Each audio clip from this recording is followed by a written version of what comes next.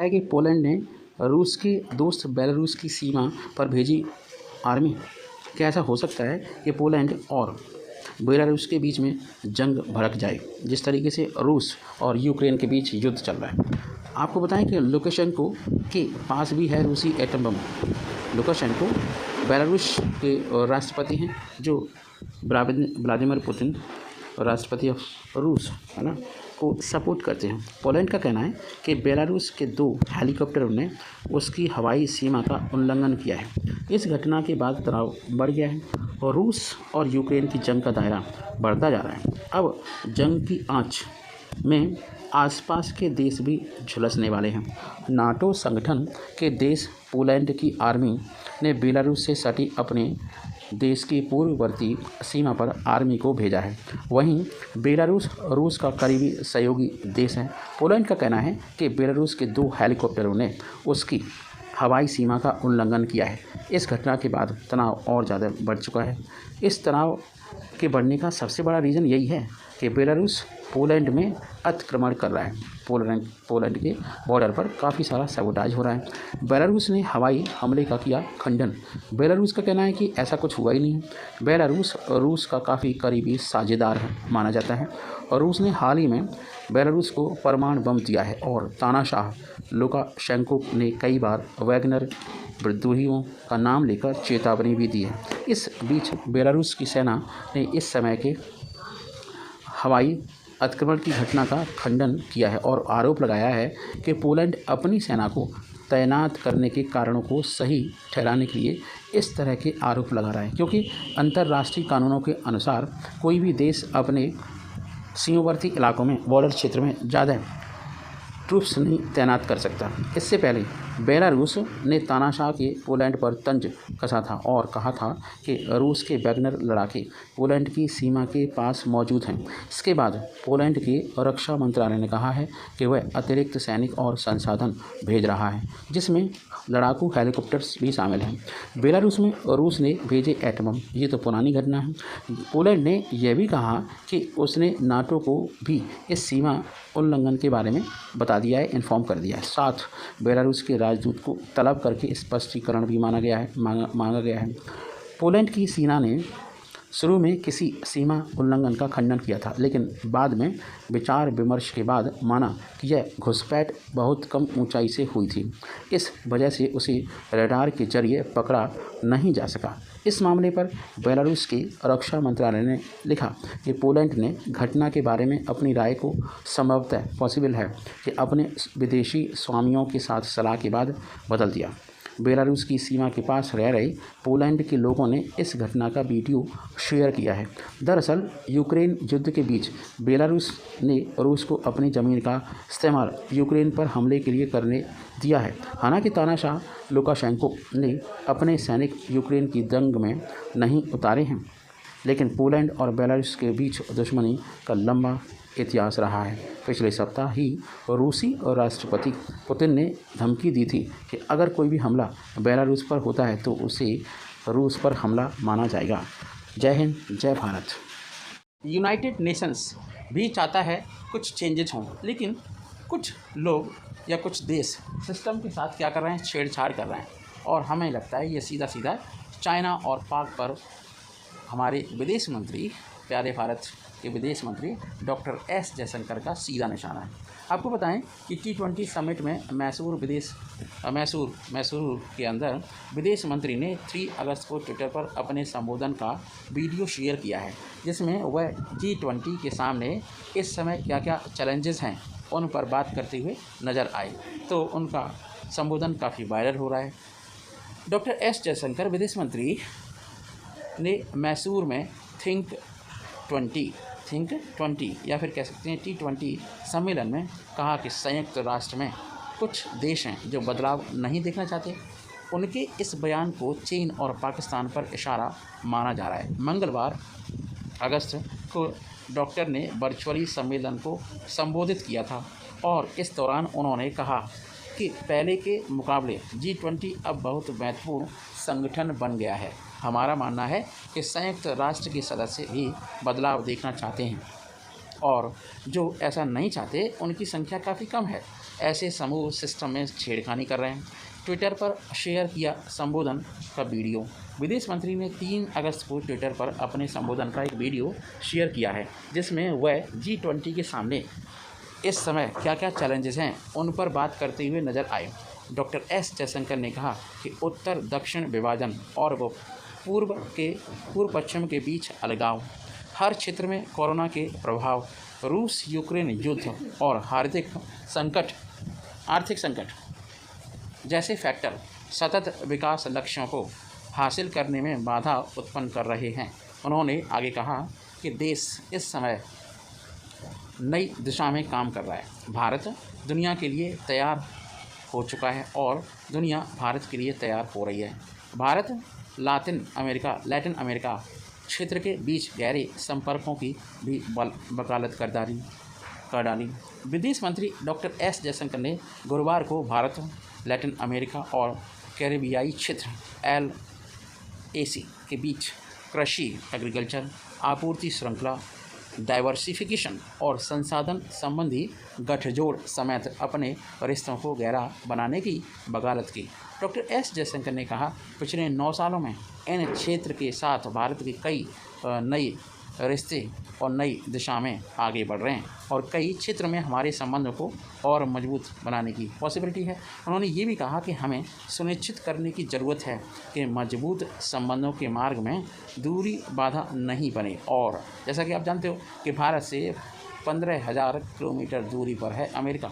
इस क्षेत्र के साथ हमारे द्विपक्षीय संबंध वित्तीय वर्ष 2022-23 में $50 अरब के करीब रहे और यह हमारे आर्थिक गठजोड़ की ताकत और संभावना का गवाह है। जय हिंद, जय भारत। अगर कोई अंतरिक्ष में मर जाता है तो डेड बॉडी का क्या होगा? क्या आपको पता है? मैं आपको बताने वाला हूँ इसी से संबंधित एक जानकारी।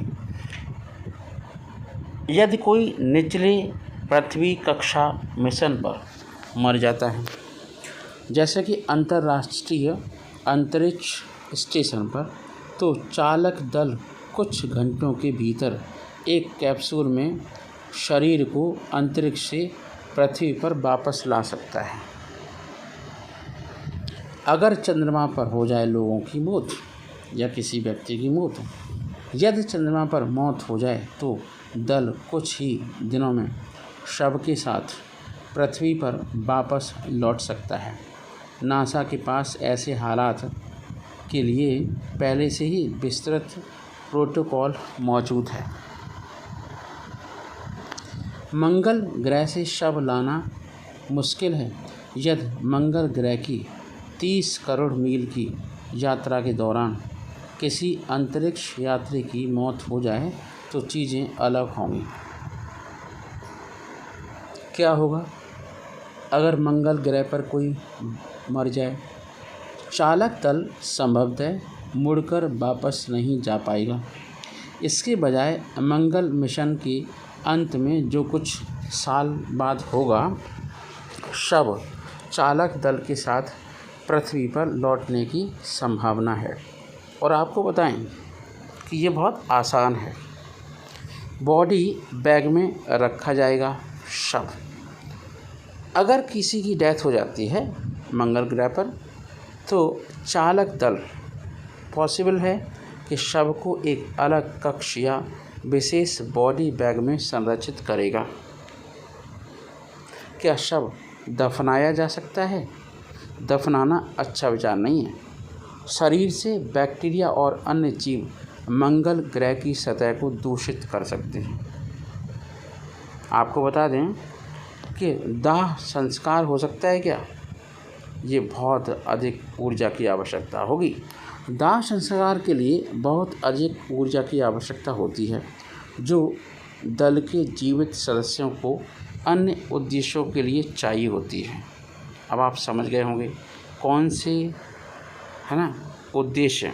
जय हिंद, जय भारत। तो आप जानते ही होंगे अमेरिका के पूर्व प्राइम प्रेसिडेंट डोनाल्ड ट्रंप क्या जेल जा सकते हैं? क्या आपको मालूम है कि उनके सवालों के जवाब में क्या ये ऐसा हो सकता है? जानिए ज़रूरी सवालों के जवाब। सवाल ये हैं कि पूर्व अमेरिकी राष्ट्रपति डोनाल्ड ट्रंप पर 6 जनवरी 2021 को कैपिटल हिल हिंसा के मामले में मुकदमा चलाया जा रहा है। ये काफ़ी बड़ी बात है और ये अमेरिकन हिस्ट्री में पहली बार हो रहा है। रिपब्लिकन नेता ने किसी भी तरह के गलत काम में शामिल होने से इनकार कर दिया है और इस केस को मूर्खतापूर्ण बताया है। डोनाल्ड ट्रंप पहले से ही ज़रूरी फाइलों को गलत तरीके से रखने और एक स्टार को गुपचुप तरीके से पैसे का भुगतान करने जैसे 2 मामलों के आरोप में झेल रहे हैं, जो उनकी वाइफ है। इस मुकदमे को लेकर उठ रहे सवाल, कुछ ज़रूरी सवाल हम आपको बताने जा रहे हैं। ट्रंप का आरोप क्या है, ये देखते हैं। ट्रंप 2020 का राष्ट्रपति चुनाव डेमोक्रेटिक नेता के जो बाइडेन से हार गए थे। उन पर अपनी हार के नतीजों को पलटने की साजिश रचने का आरोप है। उन पर 4 अवैध काम करने का आरोप है। नंबर 1, अमेरिका को धोखा देने की साजिश। नंबर 2, सरकारी गवाही को रोकने की साजिश। 3, किसी सरकारी गवाही या कार्रवाई में बाधा डालना। 4, का नागरिकों के अधिकारों के खिलाफ साजिश रचना। ये चारों आरोप चुनाव यानी 3 नवंबर 2020 के तुरंत बाद से लेकर 20 जनवरी 2021 यानी व्हाइट हाउस छोड़ने के दिन तक लगभग 2 महीने की अवधि में ट्रंप के काम से जुड़े हैं। पहला आरोप वोटों को जुटाने, गिनती और सर्टिफाई करने के काम में बाधा डालने के कथित प्रयासों को लेकर है। तीसरा आरोप यह है कि इलेक्टोरल कॉलेज वोटों के सर्टिफिकेशन के काम में बाधा डालने की कथित कोशिशों से जुड़ा है, जिसके कारण कैपिटल हिल मामले को अंजाम दिया गया। चौथा आरोप नागरिकों के वोट देने और उनके वोटों की गिनती के अधिकार में हस्तक्षेप करने के कथित कोशिशों को लेकर है। आपको बताएं, पिछले मामलों में उन मामलों के मुताबिक इस बार आरोप काफ़ी गहरे हैं और भी कोई मैटर हो चुका है, लेकिन यहाँ देखते हैं। ये ट्रंप के खिलाफ तीसरा मामला है और कुछ कानूनी विशेषज्ञों का कहना है कि यह उनके खिलाफ लाया गया सबसे मजबूत मामला नहीं है। उन्हें इससे ज़्यादा बड़े कानूनी संकट का सामना करना पड़ सकता है। हालांकि बीबीसी की उत्तर अमेरिकी संवाददाता सारा स्मिथ का कहना है कि आरोपों की गंभीरता के संदर्भ में सबसे गंभीर और अहम बातें ये हैं कि ये पहली बार है जब ट्रंप पर किसी ऐसे मामले में अभियोग चलाया जा रहा है जो उन्होंने राष्ट्रपति रहते हुए किया। इस मामले में नतीजे ऐसे थे जो दुनिया के सामने थे, जैसा कि ट्रंप के अन्य केसों में नहीं है। हालांकि इस मामले की जांच के लिए सरकार की ओर से नियुक्त किए गए वकील जैक स्मिथ ने यूएस कैपिटल पर हमला करने वाली भीड़ को उकसाने के लिए ट्रंप पर आरोप लगाने से इनकार कर दिया और उनका ये भी कहना है कि झूठ से प्रेरित था वो झूठ जो अभियुक्त की ओर से बोला गया। पूर्व सरकारी वकील रेनाटो मैरिओती ने बीबीसी के शो बीबीसी टुडे में कहा कि ये अमेरिका के इतिहास में पहली बार है कि पूर्व राष्ट्रपति पर इस तरह के अपराध के लिए अभियोग चलाया जाए। सत्ता का शांतिपूर्ण हस्तांतरण न करना एक अनोखा मामला था। ट्रंप चुनाव हारने के बाद भी सत्ता से हटना ही नहीं चाह रहे थे। आगे क्या होगा हम आपको बताते हैं। ट्रंप को गुरुवार वाशिंगटन डीसी में अदालत में पेश होना है। अभी यह स्पष्ट बिल्कुल नहीं है कि वह व्यक्तिगत रूप से वहां जाएंगे या रिमोटली पेश होंगे। रिमोटली पेश का मतलब विजुअल तरीके से। ट्रंप के खिलाफ जांच का नेतृत्व करने वाले सरकार के नियुक्त वकील जैक स्मिथ इससे मामले में जल्दी सुनवाई की मांग कर रहे हैं। हुआ ये है, लेकिन कई कारणों से ऐसे मामले की जल्द सुनवाई हो पाएगी ऐसे आसार हमें नहीं लगते कि ये हो पाएगी। उनके खिलाफ कई केस भी चल रहे हैं और कब कौन से केस का ट्रायल होगा यही तय करेगा कि इस केस में कितना वक्त लगेगा। सभी केस एक ही समय नहीं चलाए जा सकते। इस बात के भी आसार काफ़ी कम हैं कि चुनाव के दौरान किसी मुख्य केस की सुनवाई हो। जल्द ही रिपब्लिकन नेशनल कन्वेंशन होने वाला है, जब पार्टी और राष्ट्रपति पद के उम्मीदवार को औपचारिक रूप से चुनेगी, सिलेक्ट करेगी। तो मैरियातो बताते हैं कि अमेरिकी न्याय प्रणाली में मुकदमे के लिए अधिक समय देने के कई तरीके होते हैं। तो ये काफ़ी हद तक संभव है कि ट्रंप एक बार और राष्ट्रपति चुने लिए जाएं, और अगर ऐसा हुआ तो फिर से ट्रायल शुरू होगा। क्या ट्रंप जेल जा सकते हैं या ट्रंप जेल जाकर चुनाव लड़ सकते हैं? 77 साल के ट्रंप दोषी पाए गए तो उन्हें कड़ी सज़ा मिलने की पॉसिबिलिटी है। मामले की सुनवाई के लिए जज तान्या चटकन को नियुक्त किया गया है, और तान्या चटकन की नियुक्ति ओबामा प्रशासन ने की थी। उन्हें ऐसे जज के रूप में जाना जाता है जो कड़ी से कड़ी सज़ा देते हैं। अतीत में 6 जनवरी के अन्य मामलों में उन्होंने बहुत सारी कड़ी सज़ाएं भी दी हैं।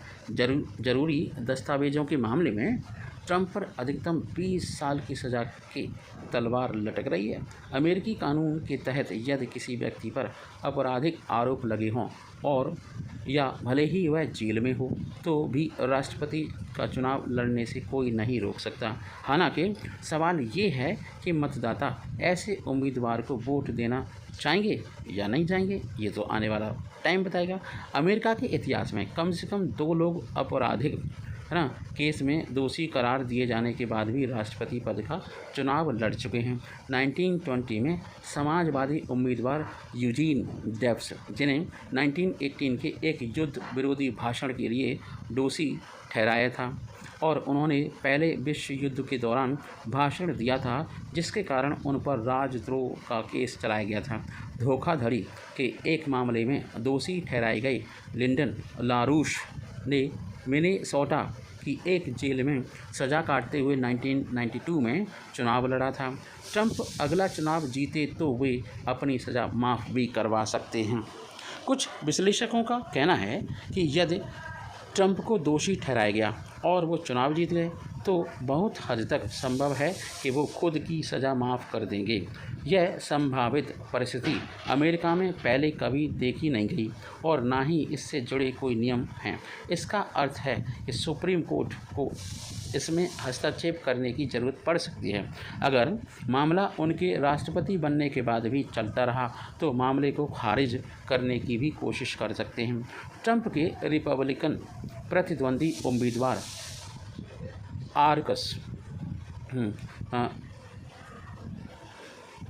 आरकासिस के पूर्व गवर्नर आशा हचिनसन ने NBC नेटवर्क को बताया कि दोनों ही स्थिति संभव हैं, पॉसिबल हैं, लेकिन उन्होंने कहा कि खुद को माफ़ करने के प्रावधान का जिक्र संविधान में तो नहीं है। उन्होंने कहा कि ऐसा कदम मुझे लगता है कि अनुचित ही होगा। हालांकि ट्रंप के एक दूसरे रिपब्लिकन प्रतिद्वंदी विवेक रामास्वामी ने कहा कि राष्ट्रपति चुने जाने पर वो खुद ट्रंप को माफ़ कर देंगे। ट्रंप के सबसे मुख्य रिपब्लिकन प्रतिद्वंदी माने जा रहे रॉन डेसेंटिस ने CNN को एक इंटरव्यू में कहा था कि ट्रंप का जेल जाना देश के लिए अच्छा नहीं होगा। जय हिंद, जय